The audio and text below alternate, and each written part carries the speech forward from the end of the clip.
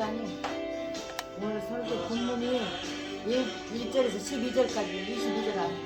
12절까지 22절은 어때요? 네? 그래서 10장이요? 네, 10장.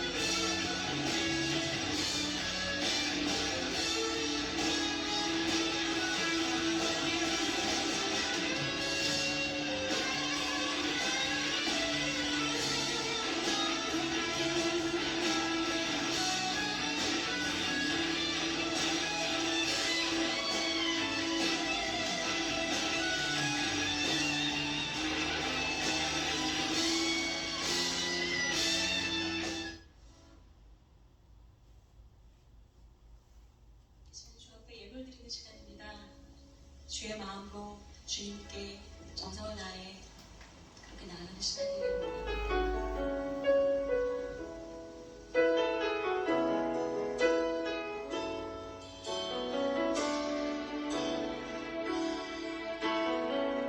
전능하신 나의 주, 전능하신 나의 주 하나님은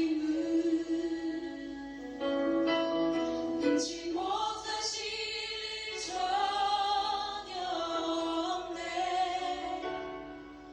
우리의 모든 간구도 우리의 모든 생각도 우리의 모든 꿈과 모든 소망도 진실하신 나의 주 하나님은 우리의 모든 괴로움 바꿀 수 있네. 불가능한 일 행하시고 죽은 자를 일으키시니 그를 이길 자 아무도 없네. 주의 말씀 의지하여 깊은 곳에 그물 던져 오늘 그가 놀라운 일을 이루시는 것 보라. 주의 말씀 의지하여 믿음으로 그물 던져 믿는 자에게 능치 못함 없네. 전능하신 나의 주 하나님은 능치 못하실 일 전혀 없네. 우리의 모든 간구도 우리의 모든 생각도 우리의 모든 꿈과 모든 소망도 진실하신 나의 주 하나님은 우리의 모든 괴로움 바꿀 수 있네. 불가능한 일 행하시고 죽은 자를 일으키시니 그를 이길 자 아무도 없네. 주의 말씀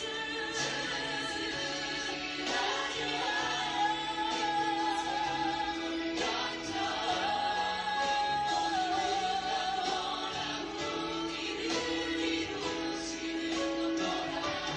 주의 말씀 의지하여 믿음으로 그물 던져 믿는 자에게 주의 말씀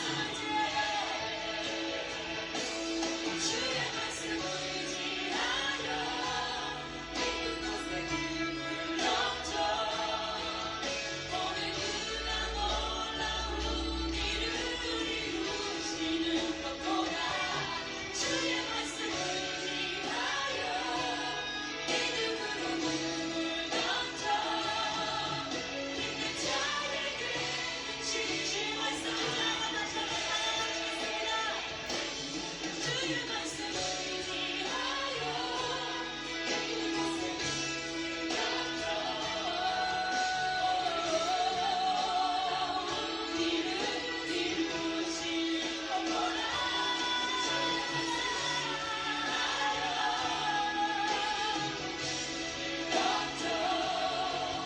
믿는 자에게 능치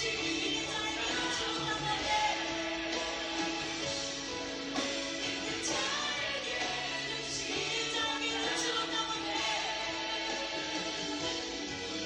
믿는 자에게 능치 못함 없네.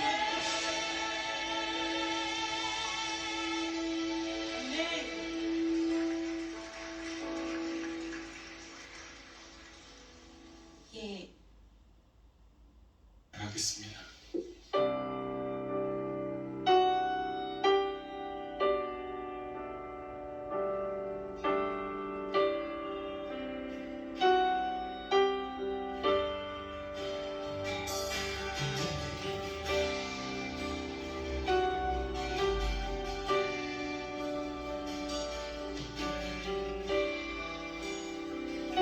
이길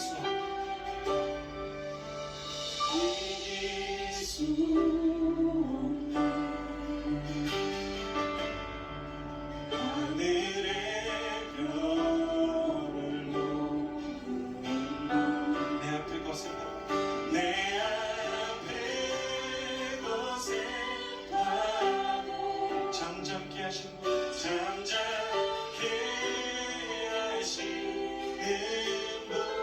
이게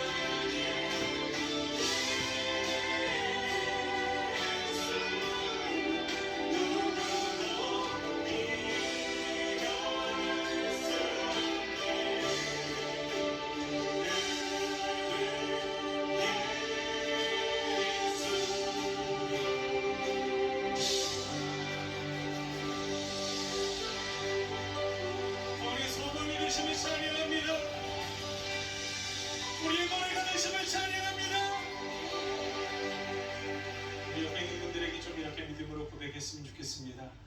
당신의 믿음을 통하여 주님께서 영광을 받으실 것입니다.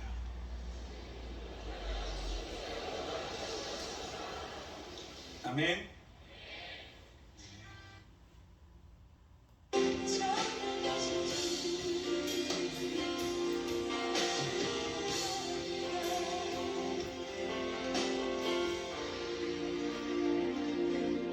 보소서 주님 나의 마음을 선한 것 하나 없습니다. 그러나 내 모든 것 주께 드립니다. 사랑으로 담으시고 날 새롭게 하소서. 보소서 주님 나의 마음을 선한 것 하나 없습니다. 그러나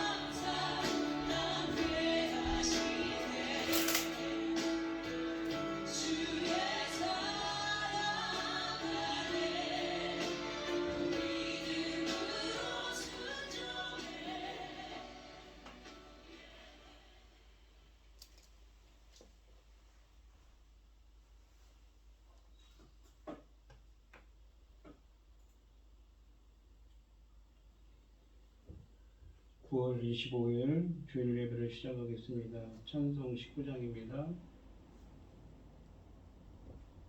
찬송하는 소리 있어 사랑 기뻐하도다.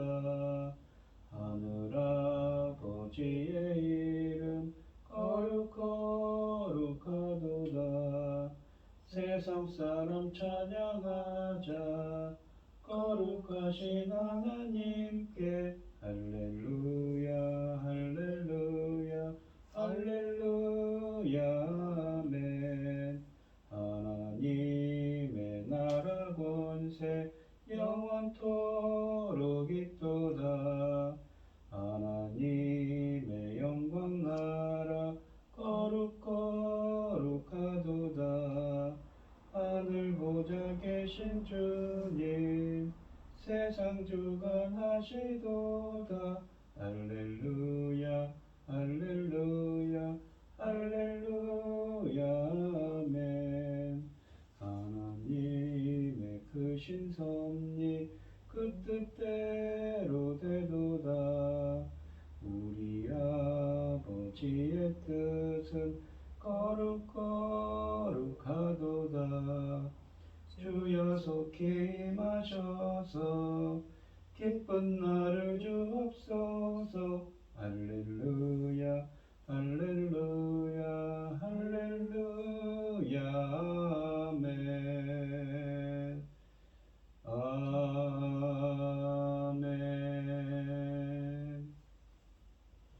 사도신경으로 신앙 고백하시겠습니다.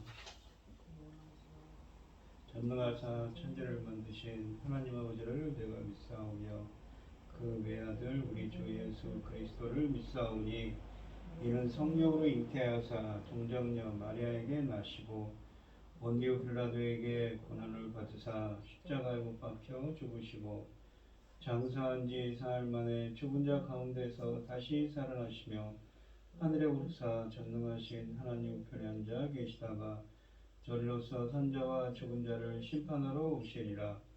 성령을 믿사오며 거룩한 공예와 성도가 서로 교통하는 것과 죄를 사하여 주시는 것과 몸이 다시 사는 것과 영원히 사는 것을 믿사옵나이다. 아멘. 교동문 35번입니다. 제가 먼저 교독을 하겠습니다. 제가 먼저 읽겠습니다. 만군의 여호와여 주의 장막이 어찌 그리 사랑스러운지요. 내 영혼이 여호와의 긍휼을 사모하여 수여하며 내 마음과 육체가 살아계시는 하나님께 부르짖나이다. 나의 왕 나의 하나님 만군의 여호와여. 주의 제단에서 참새도 제집을 얻고 제비도 새끼들 보금자리를 얻었나이다. 주의 집에 사는 자들은 복이 있나니 그들이 항상 주를 찬송하리이다. 주께 힘을 얻고 그 마음에 시온의 대로가 있는 자는 복이 있나이다.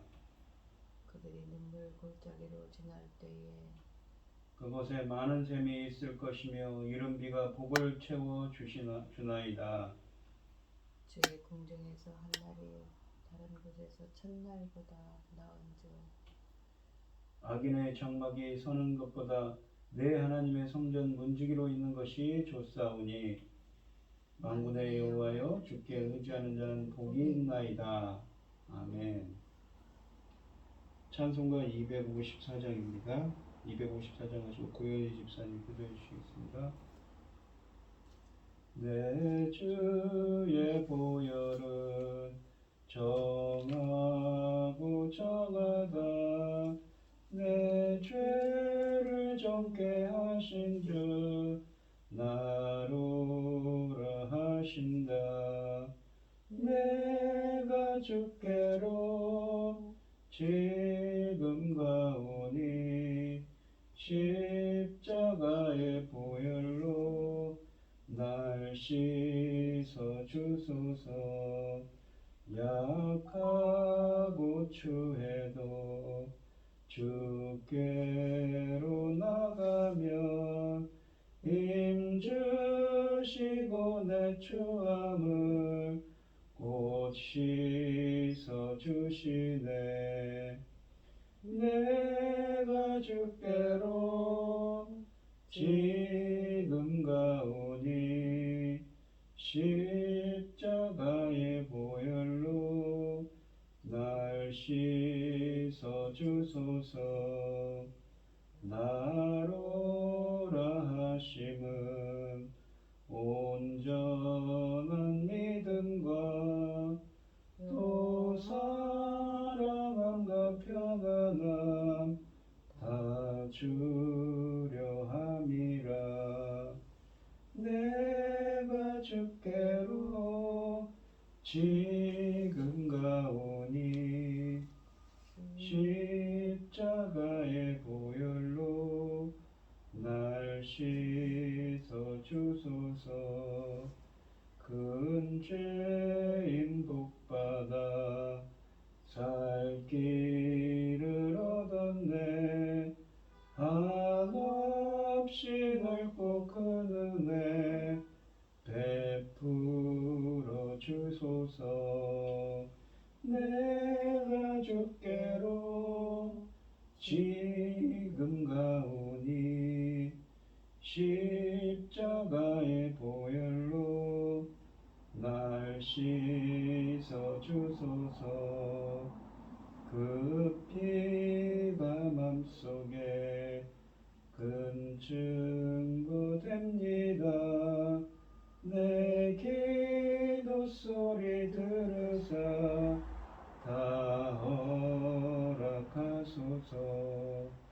내가 주께로 지금 가오니 십자가의 보혈로 날 씻어 주소서. 아멘.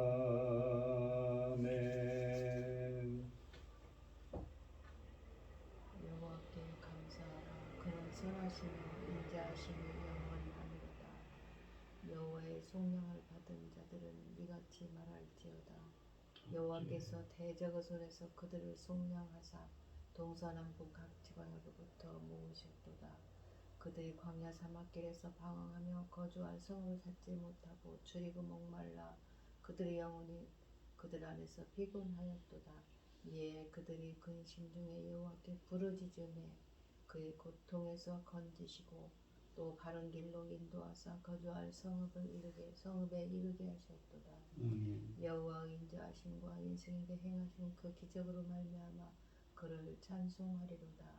그가 사모하는 영혼에게 만족을 주시며 줄인 영혼에게 좋은 것으로 채워 주시리로다. 천지 만물을 지으신 전능하신 하나님 아버지, 어리석고 보잘것없는 저희를 자녀 삼으시고 아버지의 사랑 가운데 살게 하시니 감사드립니다. 전능하신 아버지 하나님, 이 어렵고 복잡한 요란스러운 세상에서 살면서 이 시간 하나님께 예배드릴 수 있도록 인도하심을 감사드립니다. 사랑하는 내 아버지 거룩하신 하나님, 지금은 주님 십자가의 죽으심으로 말미암아 나오는 천금 같은 열매를 거두는 시대를 아버지께서 열고 계십니다. 이 귀중한 시대에 저희 나라를 제사장 나라로 세우셨으니 천금 같은 이 사명 잘 감당하고 아버지 앞에 갈 수 있도록 도와주시옵소서. 천금보다도 더 귀한 이 열매 거둘 이 시대에 당신의 사랑하는 종을 열매 거둘 귀한 말씀으로 아버지 말씀을 열도록 아버지 하나님께서 지혜를 주시고 총명을 주셔서 아버지 강단에 세우셨으니 이 말씀으로 말미암아 하나님의 원하시고 기뻐하시는 그 열매들이 넉넉히 나올 수 있도록 도와주시옵소서. 전능하신 아버지 하나님, 저희들은 이 어렵고 복잡한 이 귀한 사명 잘 감당하고 아버지 앞에 가기를 소원합니다. 아버지 앞에 갔을 때에 아버지 하나님 잘했다 칭찬받을 수 있도록 모든 일을 잘 감당할 수 있도록 도와주시옵소서. 이 모든 말씀 억만 죄악 가운데서 우리를 구원하여 주신 예수 그리스도의 이름으로 기도드리옵나이다. 아멘. 오늘 함께 하실 하나님의 말씀은 히브리서 10장 1절로 22절 말씀입니다. 히브리서 10장 1절로 22절입니다. 교독을 하도록 하겠습니다. 제가 먼저 읽겠습니다. 율법은 장차 올 좋은 일의 그림자일 뿐이요 참 형상이 아니므로 해마다 늘 드리는 같은 제사로는 나아오는 자들을 언제나 온전하게 할 수 없느니라. 그렇지 아니하면 정결한 자들이 단번에 정결하게 되어 다시 죄를 깨닫는 일이 없으리니 어찌 제사 드리는 일을 그치지 아니하였으리요. 그러나 이 제사들에는 해마다 죄를 기억하게 하는 것이 있나니 황소와 염소 피가 능히 죄를 없이 하지 못함이라.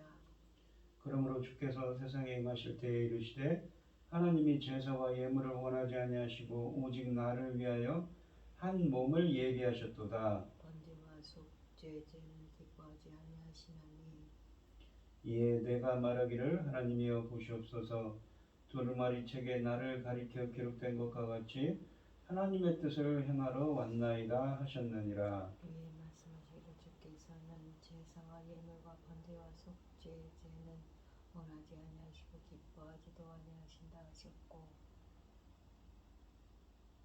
이는 다 율법을 따라 드리는 것이라.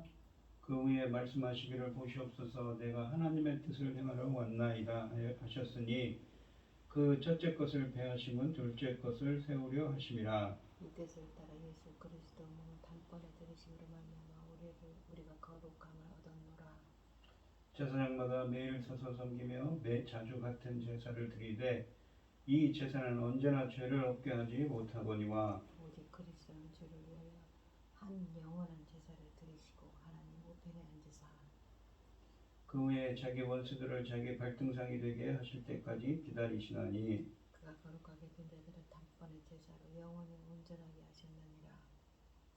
또한 성령이 우리에게 증언하시되 주께서 이르시되 그날에 이르는 그들과 맺은 언약이 이것이라 하시고 내 법을 그들 마음에 두고 그들 생각을 기록하리라 하신 후에 또 그들의 죄와 그들의 불법을 내가 다시 기억하지 아니하리라 하셨으니 이것들을 사하셨으면 즉 다시 죄를 위하여 제사 드릴 것이 없느니라. 그러므로 형제들아 우리가 예수의 피를 힘입어 성소에 들어갈 담력을 얻었나니 그 길은 우리를 위하여 위장 가운데 열어놓은 새로운 살 길이요 위장 곧 그 육체니라. 또 하나님의 집 다스리는 큰 제사장이 계심에 우리가 마음의 뿌림을 받아 악한 양심으로부터 벗어나고 몸은 맑은 물로 씻음을 받았나니 참 마음과 온전한 믿음으로 하나님께 나아가자. 아멘. 찬송가 266장입니다.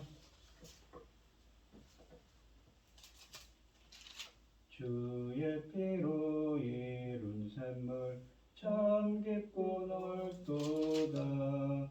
구원하는 크신 능력 다 찬송할지라. 찬송하세 주의 보혈 그 샘에 지금 나아가 죄의 깊이 빠진 이 몸 그 피로 씻어 맑히네.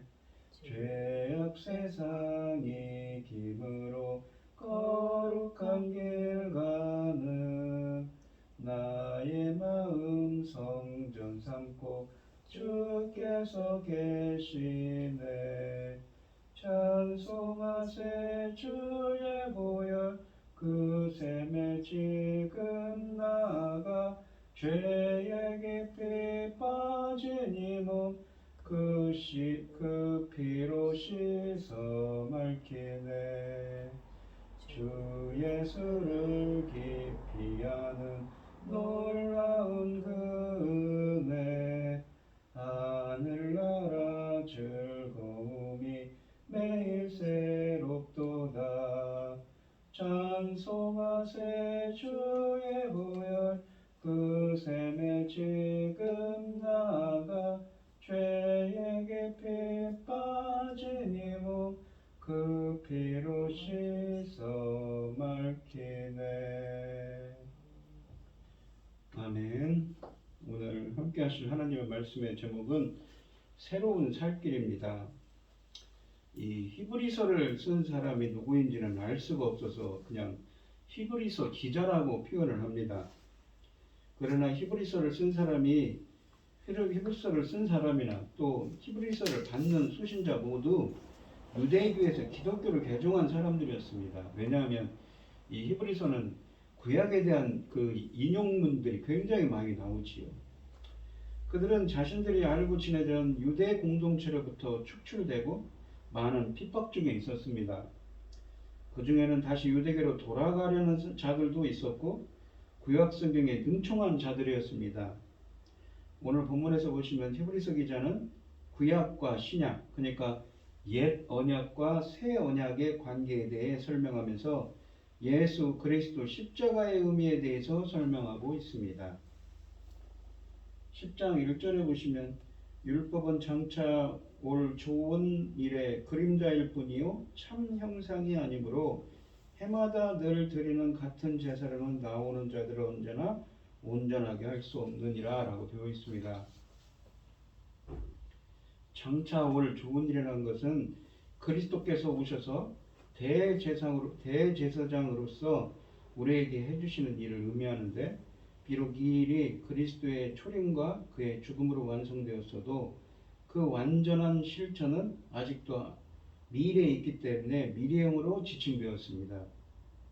여기 보시면 그림자라고 되는 스케아라고 해서 그늘을 뜻하고, 형상이란 말은 에이콘이며 온전하게 하다라는 말은 텔레이오입니다. 그리고 참 형상이라고 되어 있는데, 참이란 말과 형상 사이에는 원래 헬라어로 프라그마라는 말이 있는데 해석이 없습니다. 그러니까 참다운 실체의 형상이라는 의미죠.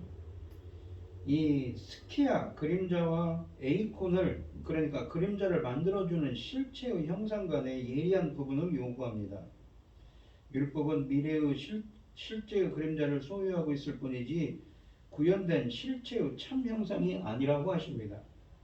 율법은 장차 오실 예수님의 그림자이기 때문에 완전하신 예수님께서 오셔야만 불완전한 율법이 완전한 복음으로 완성되는 것입니다. 율법의 제사와 행위는 인간을 구원할 수 없고 오직 그리스도를 믿음으로 온전케 될 수 있는 것입니다. 율법 자체는 죄를 완전히 속하지 못합니다. 제사들이 되풀이되는 것을 볼 때 이런 사실은 명백합니다. 율법은 단지 장차 오는 좋은 일의 그림자일 뿐입니다. 율법은 나쁜 것이 아닙니다. 원래 하나님의 뜻과도 배치되지 않습니다. 율법은 실제로 장차 오는 더 좋은 것들을 위한 전조요, 그런 의미에서 율법은 선합니다. 그럼에도 불구하고 율법은 궁극적이거나 최종적이지 않습니다. 그것은 다른 어떤 것의 도래를 예고하는 그림자일 뿐입니다. 율법이 고대하던 선한 일이 도래했기 때문이지요. 마지막 날과 세대의 마지막이 예수 그리스도 안에서 도래했습니다. 앞에서 히브리서 기자는 아론 계통의 제사장들은, 그러니까 이 본문 앞에 보시면 이 아론 계열의 이 제사장들은 하늘에 있는 것의 모형과 그림자로 섬겼다고 했습니다. 그러니까 구약의 성막에서 이 제사드리는 성막에서 성전 안에서 예배드리는 그 아론 계열의 제사장들은 하늘에 그들이 섬긴 곳은 바로 하늘의 모형과 그림자라는 표현을 쓰죠. 또한 골로새서 2장 17절에서 바울은 안식일은 장래일의 그림자였다고 선언하면서 우리가 여기서 발견하는 것과 같은 표현을 사용합니다. 율법과 그것에 따른 제사들이 가진 근본적인 문제를 여기서 드러냅니다. 율법은 하나님께 나아가는 자들을 온전하게 할 수 없습니다. 율법이 정한 제사들은 그리스도께서 드리신 제사와 달리 섬기는 자를 양심상 온전하게 할 수 없습니다. 율법과 그것이 정하는 제사들은 그런 완전함을 이루지도 못했고 그렇게 할 수도 없습니다. 따라서 이런 것들은 그런 완전함이 실체가 된 예수 그리스도 안에서 장차 오게 될 좋은 것의 그림자로서 기능하게 되는 것이죠. 율법은 예배로 나오는 자들을 결코 온전하게 하지 못합니다. 옛 언약 아래에서는 늘 제사가 드려지지만 참된 죄사함을 얻지는 못합니다. 실제로 같은 제사들이 해마다 드려졌습니다. 율법은 악한 것이 아닙니다. 하지만 율법과 그것이 다른 제사들, 율법과 그것에 따른 제사들은 무익하고 좌절을 가져다 줍니다. 결코 멈추는 질이 없는 회전목마와 같지요. 2절에 보시면 그렇지 아니하면 섬기는 자들이 단번에 정결하게 되어, 단번이라는 것은 한 번에 다시 죄를 깨닫는 일이 없으리니 어찌 죄사 드리는 일을 그치지 아니하였으리요 라고 되어 있습니다. 1절에 따르면 율법과 그것이 정하는 제사들은 결코 하나님께 나오는 자들을 온전하게 할 수 없다고 했습니다. 이제 2절은 율법이 결코 온전하게 하지 못한다는 주장을 예증합니다. 만약 온전하게 하는 일이 실제로 있었다면 제사들이 더 이상 계속되지 않았을 것입니다. 그렇게 되면 제사가 더 이상 필요 없기 때문이지요. 여기서 이 문제의 핵심을 건드리고 있습니다. 율법이 정하는 제사들이 효력이 있었다면 예배로 나오는 자들을 정결하게 했을 것이고 더 이상 자신들의 죄들로 인한 죄의식에 사로잡히지 않았을 것입니다. 3절 말씀을 보시면 그러나 이 제사들에는 해마다 죄를 기억하게 하는 것이 있나니 라고 되어 있습니다. 구약의 제사들은 죄로부터 깨끗하게 하고 정결하게 하는 대신에 사람들에게 그들의 죄를 생각나게 합니다. 그리고 이렇게 죄를 생각나게 하는 것이 해마다 반복됩니다. 이 어근은 1절에서 사용된 단어로 이 대속죄를 가리키는 것이 분명합니다. 해마다 레위기 16장이 명시하는 전체 의식을 치른다는 것은 곧 계속해서 죄가 남아있다는 증거입니다. 대속죄에 대제사장이 지성소에 들어가서 매 해마다 드리는 제사죠. 참으로 정결하게 되는 일은 레위기의 제사 제도를 통해서는 이루어지지 않는다는 것을 보여줍니다. 죽은 동물의 피는 육신을 거룩하게 할 수 없고 정결하게 할 수 없었던 반면에 오직 그리스도의 피만이 인간의 양심을 깨끗하게 할 수 있었습니다. 4절에 보시면 이는 황소와 염소의 피가 능히 죄를 없이 하지 못함이라 라고 되어 있습니다. 그렇다면 레위기의 제사들이 양심을 깨끗하게 하지 않는 이유가 무엇인가요? 왜 해마다 제사를 반복해야 하는 건가요? 그것은 제물로 바치는 짐승들의 피로는 죄를 없이 하지 못하기 때문이라고 답합니다. 히브리서는 이 짐승들의 죽음이 애초에 잘못된 것이라거나 하나님의 뜻에 반하는 것이라고 하지 않습니다. 어쨌든 제사 제도는 하나님이 친히 주신 것입니다. 그렇기 때문에 짐승들의 피는 진실로 죄들을 깨끗하게 하는 그리스도의 피를 가리키는 예표론적이고 이 상징적인 기능을 하는 것입니다. 구약 성경의 제사들은 그리스도가 오기 전까지는 의미가 있었습니다. 하지만 좋은 것들이 도래한 지금은 더 이상 필요가 없어진 것이지요. 죄인의 마음에서 죄를 깨끗하게 하기 위해서는 더 좋은 것, 더 좋은 이가 필요했습니다. 5절로 6절 말씀을 보시면 그러므로 주께서 세상에 임하실 때에 이르시되 하나님이 제사와 예물을 원하지 아니하시고 오직 나를 위하여 한 몸을 예비하셨도다. 번제와 속죄제는 기뻐하지 아니하시나니 라고 되어 있습니다. 주께서 세상에 임하실 때 그리스도는 하나님께서 제사나 예물을 원치 않으신다는 것을 깨달았다고 합니다. 대신에 하나님은 자기 백성들을 위해 자기 몸을 제물로 바치도록 예수를 부르셨다는 의미를 담고 있습니다. 그러므로라는 말은 앞 문단과 연결됩니다. 율법과 그것에 따른 제사들은 예배자들을 온전하게 할 수 없고 양심에서 죄를 없이 하지 못하고 짐승 제물들로는 죄를 속하지 못하기 때문에 그러므로 예수는 짐승 제물로 제사를 드리기 위해서가 아니라 자기 자신을 제물로 드리기 위해 세상으로 오신 것입니다. 그리스도께서 세상에 임하신 것은 그분의 성육신을 가리킵니다. 히브리서 기자는 6절부터 자신의 주장을 뒷받침하기 위해 시편 40편을 인용합니다. 6절은 5절 내용에 대한 설명입니다. 하나님은 번제나 속죄제를 기뻐하지 않으셨습니다. 이 시편이 제사를 무조건적으로 거부하는 것은 아닙니다. 여호와께서는 예수께서 제사와 예물을 드리기를 원치 않으셨습니다. 오히려 예수 자신의 몸을 제물로 바칠 것을 요구하셨던 것이지요. 7절 말씀을 보겠습니다. 이에 내가 말하기를 하나님이여 보시옵소서. 두루마리 책에 나를 가리켜 기록된 것과 같이 하나님의 뜻을 행하러 왔나이다 하셨느니라 라고 되어 있습니다. 이 히브리서 기자는 계속해서 시편 40편 8절을 인용합니다. 그분은 자신의 사명과 삶의 목적을 선언하십니다. 그분은 하나님의 뜻을 행하러 이 땅에 오셨다고 합니다. 5절에 세상에 임하실 때와 짝을 이루는 내가 왔나이다 라는 말은 예수님의 성육신과 사명을 가리킵니다. 이 절에서 가장 흥미로운 대목은 두루마리 책에 대한 언급입니다. 지금 히브리서 기자가 염두에 두고 있는 책은 무엇인가요? 히브리서 기자는 구약성경 전체를 염두에 두고 있습니다. 8절로 9절을 말씀해 보시면 위에 말씀하시기를 주께서는 제사와 예물과 번제와 속죄제는 원하지도 아니하시고 기뻐하지도 아니하신다 하셨고 이는 다 율법을 따라 드리는 것이라. 그 후에 말씀하시기를 보시옵소서 내가 하나님의 뜻을 행하러 왔나이다 하셨으니 그 첫째 것을 폐하시면 둘째 것을 세우려 하심이라 라고 되어 있습니다. 8절에 보시면 이 히브리서 기자는 앞에 기록된 것을 5절과 6절로 독자들의 주의를 환기시키는 가운데 이제 시편 40편으로부터 인용한 절들을 설명합니다. 하나님은 번제와 속죄제를 포함한 레위기의 의식에 따른 제사들을 바라지도 기뻐하지도 않으십니다. 그래서 히브리서 기자는 이런 제사들에 대해 언급합니다. 이는 율법을 따라 드리는 것이라. 하나님께서 기뻐하지 않으시는 제사들은 옛 언약에서 비록됐습니다.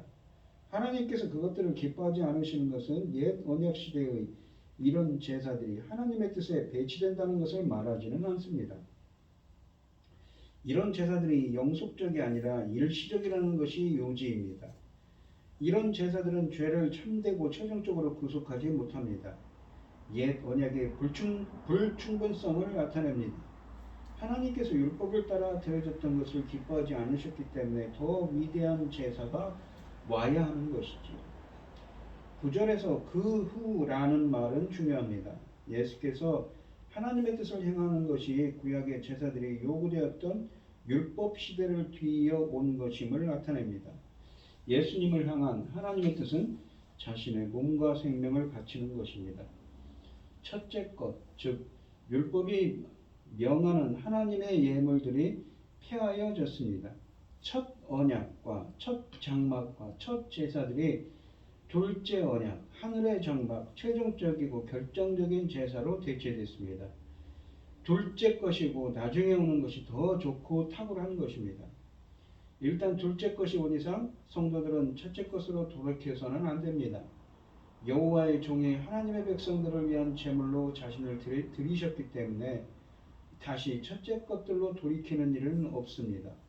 예수 그리스도 안에서 위대하고 최종적인 죄사함이 도래했기 때문에 구약성경의 대사들이 다시 시행되는 것은 결코 있을 수 없는 것입니다.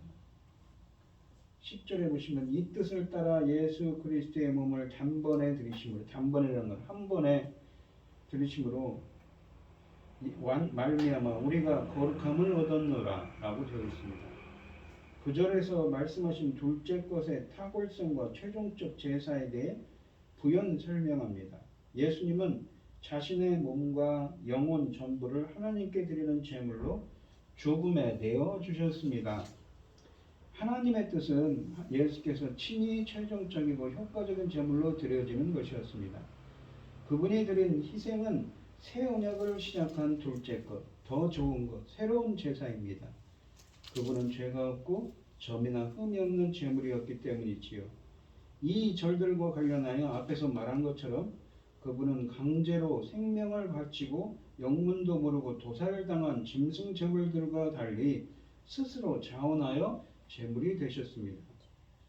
예수는 기꺼이 그리고 자원하여 자신을 내어주사 다른 이들이 깨끗하게 되고 죄를 용서받게 하셨습니다. 따라서 그분이 드린 희생은 단번에 드린 희생이었습니다. 한 번에 드린 희생이었습니다. 더 이상 제사가 필요 없도록 하는 결정적이고 최종적인 제사였던 것입니다.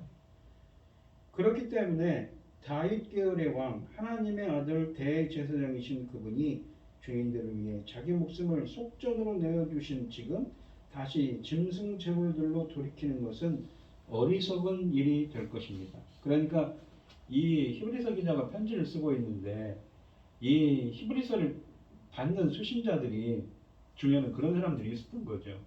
예수 그리스도를 믿는데도 우리가 제사를 계속 드려야 된다고 하는 사람도 있었어요. 그래서 이렇게 신학적인 이야기를 하는 겁니다.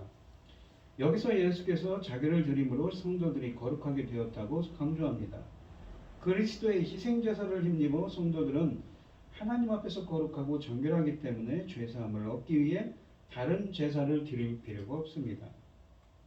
11절에 보시면 제사장마다 매일 서서 섬기며 자주 같은 제사를 드리되 이 제사는 언제나 죄를 얻게 하지 못하거니와 이 옛 언약과 그에 따른 제사들과의 대조가 이어집니다. 옛 언약 아래에서는 섬기는 제사장마다 매일 서서 섬깁니다. 부분적으로는 죄사함을 얻기 위해 드렸던 번제는 매일 드려야 했습니다. 옛 언약의 제사들이 갖는 불충분성이 이보다 더 강조될 수 없습니다. 이들은 같은 제사를 드립니다. 자주 그렇게 합니다. 이런 사실은 그들의 섬김의 무용성을 예정합니다. 만약 동일한 제사들이 되풀이해서 드려졌다면 이런 것들을 통해서는 최종적이고 결정적인 죄사함을 얻지 못하는 것이 분명하지요. 여기서 10장 4절의 개념을 이 재진술하는 가운데 그리 짐승들의 피로는 죄를 없이 하지 못함을 선언합니다. 여기서 옛 언약의 제사들로는 죄를 없이 할 수 없음을, 완전한 죄사함이 없음을 보여주고 있습니다. 12절에 보시면 오직 그리스도는 죄를 위하여 한 영원한 제사를 드리시고 하나님 우편에 앉으사 이 영원한 제사를 드리셨다라는 것은 예수 그리스도의 십자가의 대속, 십자가에서 죽으신 예수 그리스도를 의미합니다.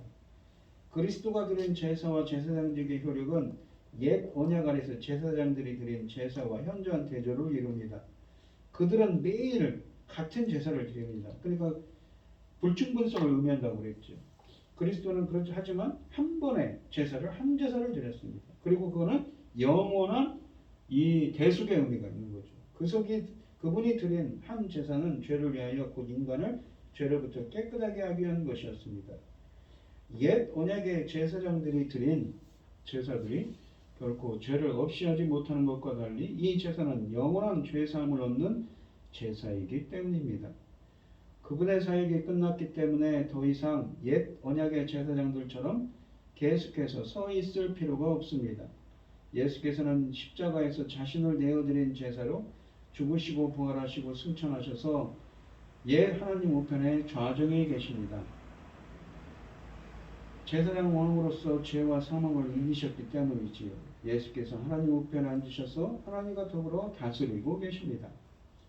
13절에 보시면 그 후에 자기 원수들을 자기 발등상이 되게 하실 때까지 기다리시나니, 발등상이란 말은 이 히브리 원문을 보면 발 아래를 의미하는 말입니다. 이것은 이 시편 110편 1절을 인용하고 있는 말씀인데, 발등상은 발을 올려놓는 발판을 말합니다. 발 아래. 그렇죠? 이 구절은 그리스도께서 오셔서 모든 죄와 악을 그 발 아래 두시고 승리하시는 것을 의미합니다.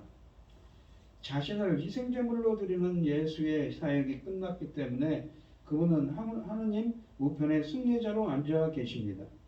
부활하신 주로서 지금 그분은 구속의 드라마를 완결할 대단원의 행위를 기다리고 계십니다.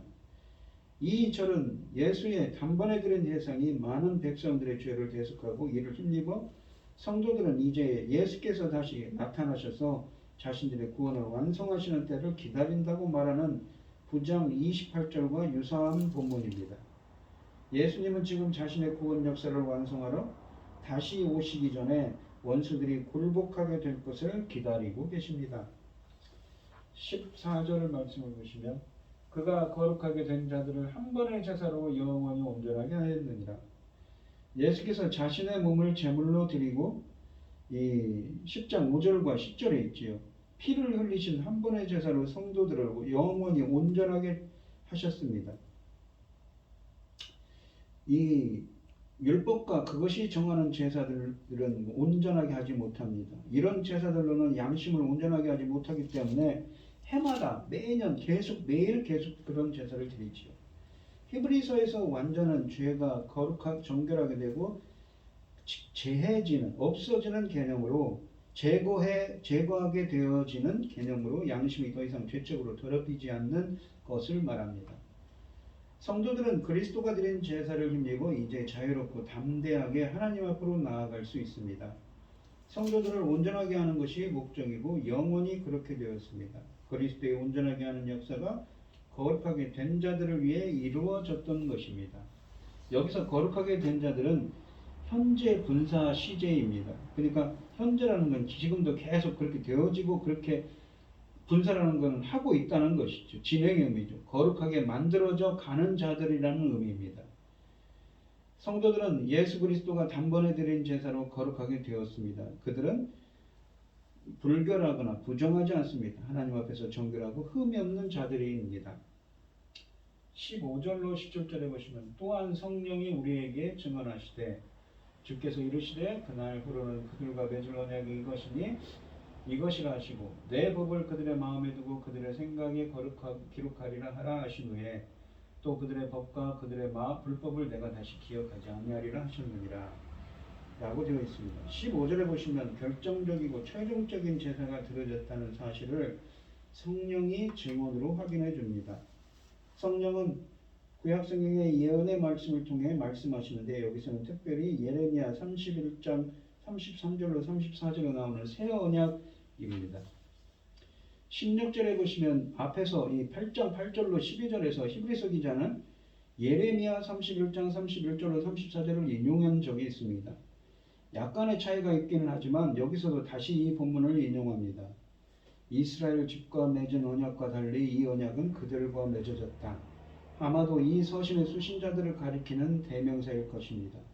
그리고 이는 곧 수신자들을 새 이스라엘로 생각하고 있음을 새 영적 이스라엘로 생각하고 있음을 암시합니다. 예레미야 31장의 언약은 새 언약이고 하나님이 주도적으로 이 언약을 세우십니다. 이 언약이 갖는 새로움은 그날 후로는 이라는 표현을 통해 확인되는데 옛 언약이 새 언약으로 대체되었다는 것을 가리킵니다. 새 언약은 하나님의 백성을 위한 새로운 질서와 체계와 경륜을 의미하기 때문입니다. 하나님의 주권적인 은혜가 이 언약의 특징을 이룹니다. 하나님은 자기 백성들의 마음과 생각에 자신의 법을 새기십니다.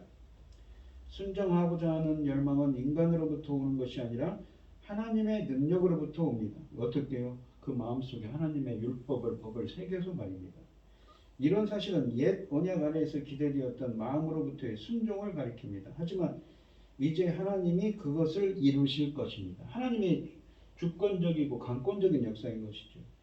그러고 나서 히브리서 기자는 예레미야 31장 33절, 34절에서 앞서 인용했던 몇 줄을 건너뛰어 죄사함에 대한 말로 마무리를 합니다. 주께서 자기 법을 그들의 마음에 기록하실 것이고 더 이상 그들의 죄악과 불법의 행위들을 기억하지 않으실 것입니다. 여기서 기억하다라는 말을 우리가 히브리어에 보시면 자카르라고 했습니다. 언약과 관계된 말이었죠. 자기 백성을 위해 근데 기억하다는 의미가 있는 게 아니라 하나님께서 임하신다, 임재하신다는 의미도 있습니다. 주님이 임하시면 어떤 일이 벌어집니까? 한쪽에서는 구원하시고 한쪽에서는 심판 임하시죠. 백성을 위해서 행하시는 하나님의 돌보심을 가리키기 위해서 자주 사용된 용어지요. 몇 군데 본문에서는 이 말이 하나님께서 그들과 세우신 언약 때문에 그들을 위해 행하신다는 개념, 그러니까 언약과 관계된 단어죠. 기억하신다. 그리고 주님께서 행하신다는 의미 개념과 더불어 사용되는 말입니다. 특히 죄사함을 나타내기 위해 사용될 수 있습니다. 시편 25편 7절에 보시면 내 젊은 시절의 죄와 허물을 기억하지 마시고 라고 말씀하십니다. 이처럼 새 언약에서 독특한 것은 죄들이 사함받는 것입니다. 그래서 우리가 본문을 보시면 새 언약에 있는 주의 백성들, 아까 말한 이 예레미야서 31장 31절로 34절에 있는 새 언약에 있는 주의 그 새 이스라엘, 새 영적 이스라엘의 그 주의 백성들에게 예수 그리스도의 십자가의 대속이 이루어진다는 것이죠. 그러니까 예수 그리스도의 그 한 번의 완전한 영원한 대속이 누구한테 이루어집니까? 그 새 언약의 안에 있는 그 백성들에게 이루어진다는 것을 보여주고 있습니다. 18절에 보시면 이것들을 사하셨던 즉 자시 죄를 위하여 제사 드릴 것이 없느니라. 제가 왜 이 말씀을 드리냐면 새 언약에 있는 백성들에게 예수 그리스도 십자가의 그 대속의 의미가 그 은혜가 이어진다는 것은 우리가 로마서를 봐도 알 수가 있지요. 그것은 다음 시간에 이야기가 길어서 다음 시간에 이야기하도록 하겠습니다. 이것들을 18절로 이것들을 사하셨은즉 다시 죄를 위하여 제사 드릴 것이 없느냐. 예수 그리스도의 십자가의 의미가 무엇입니까? 한 번에 완전한 영원한 대속. 그래서 더 이상 죄를 위하여 제사 드릴 것이 없다는 거죠.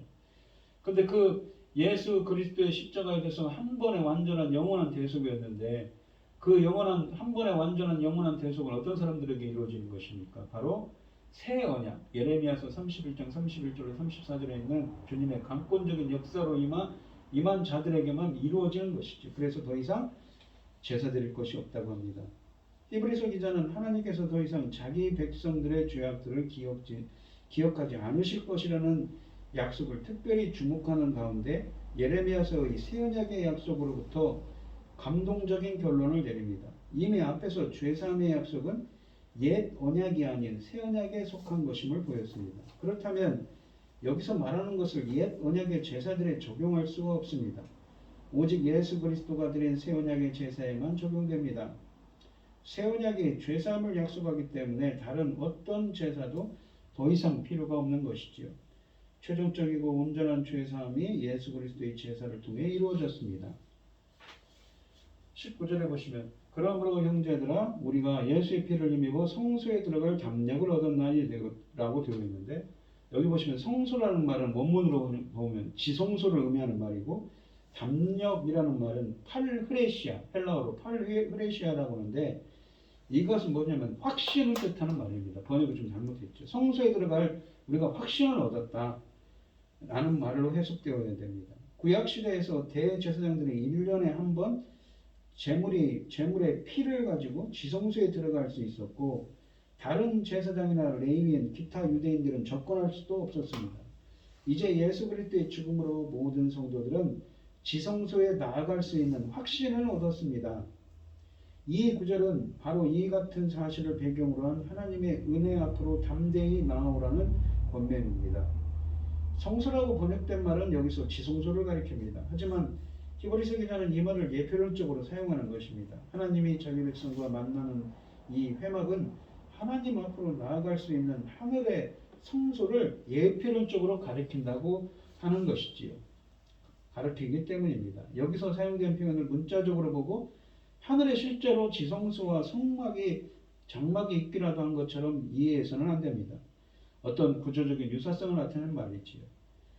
땅 위의 장막은 하늘의 장막, 곧 하나님 앞을 가리킵니다. 성도들은 오직 예수의 피를 통해서만 그분 앞으로 나아갑니다. 하나님 앞으로 나아가는 담대함과 확신은 인간 덕목이 아닌 하나님의 은혜로부터 비롯되는 것이지요. 20절에 보시면 그 길은 우리를 위하여 휘장 가운데로 열어놓으신 새로운 살 길이요 휘장은 곧 그의 육체니라 라고 되어 있습니다. 휘장은 곧 그의 육체다 라고 하시는데 휘장은 성소와 지성소 사이에 가로놓여 있었던 휘장을 말합니다. 일반인들은 물론 제사장들도 제성소의 접근을 막았던 것입니다. 그런데 이 휘장이 마태복음 27장 51절, 마가복음 15장 38절에 보시면 예수 그리스도께서 초림하셨을 때, 성육신하시고 초림하셨을 때 예수님의 죽음과 함께 찢어지는 기적이 있었습니다. 그러므로 이 구절은 휘장이 찢어져 지성소까지 나아가는 길이 공개되었던 것처럼 그리스도의 죽음으로 모든 사람이 하나님께 나아갈 수 있는 새로운 살길이 열리게 되었다는 사실을 나타냅니다. 예수의 죽음을 통해 인간이 하나님께로 나아갈 새로운 살길이 생겼습니다. 새로운이라는 말은 히브리서 기자가 거의 틀림없이 새 언약을 마음에 두고 있음을 의미합니다. 예수는 새 언약의 중보자였습니다. 새로운 살길이라고 할 때 살이라는 말은 헬라어로 조산입니다. 뭐냐면 조에라는 생명에서 유래한 말이죠. 생명의 살아있는의 의미입니다. 예수님은 자신의 육체를 수단으로 하여 하나님께로 나아가는 생명의 길을 새로운 생명의 길을 열었던 것이지요. 그리스도께서 자신의 죽음으로 하나님께 가는 영원한 길을 마련하셨습니다. 따라서 성도들이라도 예수님의 피를 의지해야만 하나님께 다가갈 수 있는 것입니다. 우리가 요한복음 14장 6절에 보시면 내가 그 길이요 진리요 생명이니 나로 말미암지 않고는 아버지께로 올 자가 없느니라 라고 하시죠. 그 말씀처럼 말입니다. 21절 22절을 보시면 또 하나님의 집 다스리는 분 제사장이 계시네. 우리가 제사장이 누구십니까? 예수 그리스도죠. 우리가 마음의 뿌림을 받아 악한 양심으로부터 벗어나고 몸은 맑은 물로 씻음을 받았으니 참 마음과 온전한 믿음으로 하나님께 나아가자라고 합니다. 맑은이라는 말은 우리가 정결하게 하다라는 이 결례를 뜻하는 카사로스라는 헬라어입니다. 그리고 물이라는 것은 맑은 물이라고 하는데 우리가 요한복음 3장 3절까지 3장 6절에 보면 물과 성령으로 거듭나지 않으면 하나님 나라를 볼 수도 없고 갈 수도 없다고 하죠. 그러니까 이 물은 성령의 정화정을 의미하는 것입니다. 성령께서 맑은 그러니까 카사로스 정화를 시켜주는 것이죠. 이 마음의 뿌림을 받아 악한 양심으로부터 벗어나라는 말은 뿌리는 제의는 레위 제의에서 유래했습니다. 옛 언약을 비준할 때 아론과 그의 아들들을 임직할 때 사람들에게 피를 뿌렸던 것이 피를 뿌렸습니다. 그러나 그리스도인들이 가지는 가장 훨씬 더 효과적인 정결 수단은 예수 그리스도의 결례로 이루어지는 것입니다. 주님은 그러한 능력이 있다고 히브리서 1장 3절에 말씀하시죠. 예수께서 36장 26절에 또한 새 언약으로 말씀하십니다. 몸은 맑은 물로 씻음을 받았다고 합니다. 이 구절은 육체의 더러운 행실을 버리고 정신적으로도 새롭게 되었음을 뜻합니다. 이는 물세례라기보다는 성령의 정화정임을 의미하는 것이지요. 21절에서 성도들은 예수의 피의 죽음을 힘입어 하나님께로 나아갑니다. 그들에게는 또한 하나님의 집을 다스리는 위대한 제사장이 있습니다. 우리가 이 히브리서 5장 6절에 보시면 이 멜기세덱의 예수님을 멜기세덱의 반차를 따르는 대제사장이라고 주장합니다. 22절에 보시면 이 성도들은 예수의 죽음을 힘입어 하나님께로 나아가고 그분은 하나님의 우편을 다스리고 우리를 위해 중보하시는 위대한 대제사장이기 때문에 그들은 하나님의 자신들의 죄가 용서받았음을 확신하고 하나님께로 나아갈 수 있습니다.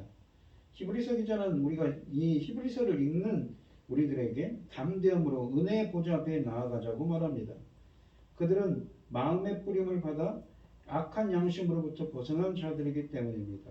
독자들에게 있는 확신과 담대함의 근원은 그들 자신이 아니라 만약 독자들이 자신들이 가진 가치 때문에 하나님 앞으로 나아간다고 여긴다면 두려워 떠는 것이 맞습니다. 하지만 두려워할 필요가 없습니다. 왜냐하면 그리스도의 피로 깨끗하게 된 자들이기 때문이지요.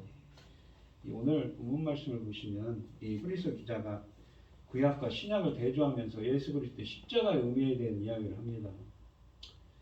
이 예수 그리스도의 십자가의 의미가 무엇입니까? 한 번의 완전한 영원한 대속이었고 더 이상 죄사드릴 것이 없다고 하지요. 강조를 합니다. 그런데 그 십자가의 대속은 아까도 말씀드렸듯이 예레미야서 31장 31절로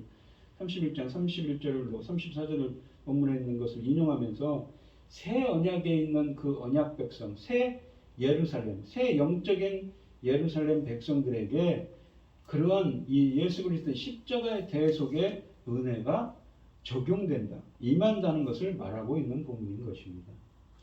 우리들도 주님의 강권적인 역사죠. 우리 마음속에 주님의 밥을 기록하고 새겨서 재창조하는 역사인 것입니다. 그러한 역사들이 이루어지는 하나님의 강권적인 역사인 것이지요. 그러한 역사들이 있을 때에 비로소 우리는 십자가의 대속으로 말미암아 정결하게 되고 거룩하게 되고 온전하게 된다고 본문에서 말씀하고 있는 것이지요. 우리 성도들에게도 이러한 강권적인 역사로 말미암아서 예수 그리스도의 십자가의 은혜가 함께하는 여러분들이 되시기를 축원드리겠습니다. 기도하겠습니다. 하나님 아버지 감사합니다. 오늘 주신 하나님의 말씀처럼 주님의 강권적인 역사로 주님의 은혜로 말미암아 주님의 법을 우리 마음에 기록하고 새겨서 재창조함으로 말미암아 십자가의 보혈에 한 번의 완전한 영원한 대속의 은혜가 임하게 하여 주시옵시고 하나님의 자손으로서 하나님의 자녀들로서 영적 이스라엘로서 주님께 영광 돌리는 저희들이 되게 하여 주시옵소서. 우리들에게 주님께 나아갈 새 살 길을 열어주신 그 예수 그리스도의 그 숭고한 희생의 은혜를 다시 한번 새기는 오늘 하루가 되게 하여 주시옵소서. 이 모든 말씀 거룩하신 예수님 이름으로 기도합니다. 아멘. 찬송가 380장 하시고 축도하심으로 오늘 예배를 마치겠습니다. 나의 생명 되신 주 주님 앞에 나아갑니다. 주의 흘린 보혈로 정케하사 받아주소서. 날마다 주를 찬송하겠네. 주의 사랑 줄로서 나를 굳게 잡아매소서. 괴로운 세상 지날 때 나를 인도하여 주소서. 주를 믿고 나가면 나의 길을 잃지 않겠네. 날마다 주를 찬송하겠네. 주의 사랑 줄로서 나를 굳게 잡아매소서. 세상 살아갈 때에 주를 더욱 사랑합니다. 밝고 빛난 천국에 나의 영혼 들어가겠네. 날마다 주를 찬송하겠네. 주의 사랑 줄로서 나를 굳게 잡아매소서. 아멘. 찬송가 5장을 하시고 오늘 예배를 마치겠습니다. 이 천지가 만물들아 복 주시는 주 여호와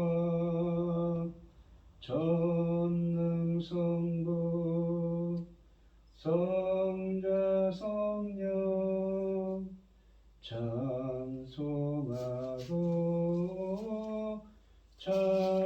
찬송하세. 아멘.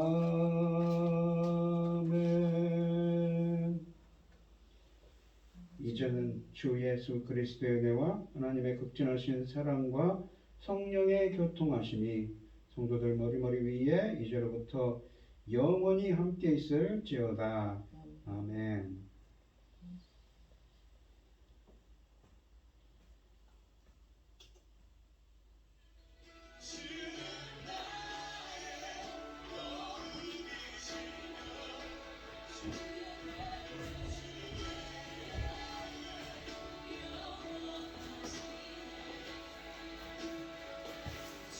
짠.